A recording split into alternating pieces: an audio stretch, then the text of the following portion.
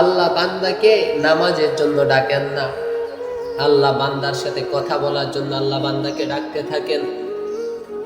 বান্দাকে বলে, বান্দা তুমি আসো, একটু আমার সাথে কথা বলো। ও মুসলিম ভাই, ও বৃদ্ধা বাবা, আল্লাহর সাথে কথা বললে যে কত মজা। একা একা একদিন রাত্রে তাহাজ্জুদের সময় উঠা একা একা ওযু কইরা মসজিদের এক কোণে বইসা একটু অন্ধকার অন্ধকার থাকবে, একটু চোখের পানি ছেড়ে আল্লাহর সাথে কথা বলবেন। দেখবেন পৃথিবীর কোথাও শান্তি নাই, পৃথিবীর কোথাও কারোর কাছে শান্তি নাই। বইয়ের সাথে কথা বললে শান্তি পাইবেন না, মায়ের সাথে কথা বললে শান্তি পাইবেন না, বাবার সাথে কথা বললে শান্তি পাইবেন না, ছেলের সাথে কথা বললে শান্তি পাইবেন না, মেয়ের সাথে কথা বললে শান্তি পাইবেন না, বান্ধবীর সাথে কথা বললে শান্তি পাইবেন না, গার্লফ্রেন্ডের সাথে কথা বললে শান্তি পাইবেন না। ও ভাই, ও বোন, যদি শান্তি পাইতে চাও ওই তাহাজ্জুদের সময় উইঠা শুধু একটু আল্লাহর কাছে চোখের পানি ছেড়ে একটু কান্না কইরো আর আল্লাহকে বলো, আল্লাহ দুনিয়ার বুকে তো তোমার সাথে কথা বলার বান্দার অভাব নেই। ও গো আল্লাহ, তোমার তো প্রেম করার মানুষের অভাব নেই। ও গো আল্লাহ, তুমি তো কত মানুষকে মহব্বত করে ওলই বানায়া দিয়েছো।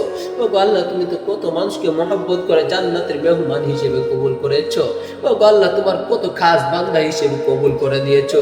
ও গো আল্লাহ, ও গো আল্লাহ, আপনার বান্দার অভাব নাই, কিন্তু আল্লাহ আমার আপনি ছাড়া আর কেউ নাই। ও গো আল্লাহ, আমার আপনাকে দরকার। ও গো আল্লাহ, আমার কেমন দরকার আল্লাহ, আমার দুনিয়াতেও আপনাকে দরকার। ও গো আল্লাহ, যে কবরে গেলে আল্লাহ আমার কেউ থাকবে না, মা নেই, বাবা নেই, ভাই নেই, বন্ধু নেই, আপন স্বজন কেউ নেই। ও গো আল্লাহ, ওই কবরে গেলে যেন আপনাকে আমি পাই।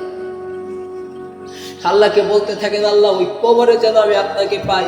ও গো আল্লাহ, হাসরে আপনাকে যেন পাই, ফুলসিরাতে আপনাকে পাই, মিজানে আপনাকে পাই। ও গো আল্লাহ, আমি আপনাকে চাই, শুধু এই কয় জায়গায় নয় আল্লাহ, আমি যখন জান্নাতে আপনি আমাকে জান্নাত দিবেন আল্লাহ, আমি জান্নাতে আপনাকে চাই। আল্লাহর কাছে বলতে শিখেন। আল্লাহকে বলেন, আল্লাহ আপনার কাছে ছাড়া কার কাছে চাইবো আল্লাহ, আপনি ছাড়া কে আমাকে দিবে। ও গো আল্লাহ, আমার মনের কষ্ট আপনি ছাড়া কেউ তো বুঝে না। ও গো আল্লাহ, আমার যে জিনিস প্রয়োজন সেইটা তো আপনি পূরণ করেন। ও গো আল্লাহ, আমার যে জিনিস দরকার না সেইটাও তো আপনি পূরণ করেন। ও গো আল্লাহ, আমার মনের কষ্টগুলো আপনি দূর করে দেন আল্লাহ। আল্লাহর কাছে ওই রাত্রের তাহাজ্জুদের সময় আপনি দাঁড়ায় যান। আল্লাহ পাক বলেন, বান্দা তুমি যখন আসো তোমার মনের কষ্ট আমার কাছে নিয়ে আসো, আমি তোমার মনের কষ্টগুলো ধুয়ে মুছে সাফ করে তোমার মনটা ফ্রেশ করে তোমাকে আমার ঘর থেকে আমি পাঠিয়ে দেই। এই জন্য বলি, যদি দিলের শান্তি চান, মনের শান্তি চান, একটা দিন একটু পরীক্ষা কইরা দেখেন।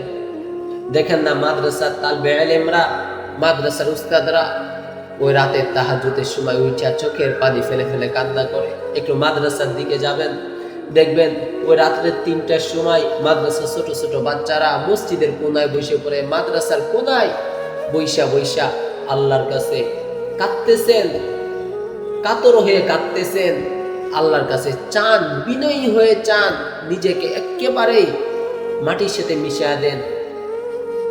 নিজেকে কোনো বড় মনে করা যাবে না, নিজেকে ছোট্ট মনে করে যে পৃথিবীর সব কিছু আমার থেকে দামি, আমি সব থেকে ছোট, আমি সব থেকে নগণ্য।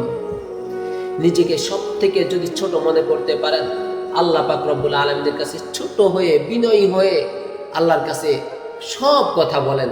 এমন কোনো কথা নেই, হাদিসে আসছে যে আল্লাহ রাসূল সাল্লাল্লাহু আলাইহি ওয়াসাল্লাম বলেছেন, যখন কোনো বান্দার একটা জুতার ফিতাও ছিঁড়ে যায়